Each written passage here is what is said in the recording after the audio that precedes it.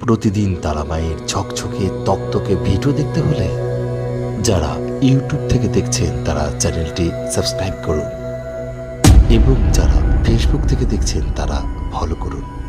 তো বন্ধুরা, গল্পকথায় তারাপীঠের পক্ষ থেকে আপনাদের সুস্বাগতম জানাই। আমি তারামায়ের পূজারী অচিন্ত। গল্প হবে অনেক কথা, আর তারই মাঝে দর্শন করাবো স্বয়ং আনন্দময়ী তারা মাকে। ঈশ্বর পুজো বা আরাধনার মাধ্যমে গভীর আত্মতৃপ্তি লাভ করা সম্ভব।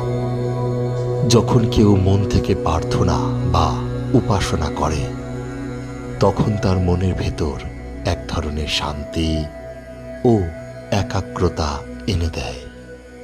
এটি মানুষের ভেতরের অহংকার ভয় কমিয়ে মানসিক শান্তি বাড়াতে সাহায্য করে। পুজো বা ধ্যান করার সময় মন শান্ত হয় এবং চারপাশের দুশ্চিন্তা থেকে কিছুটা মুক্তি পাওয়া যায়।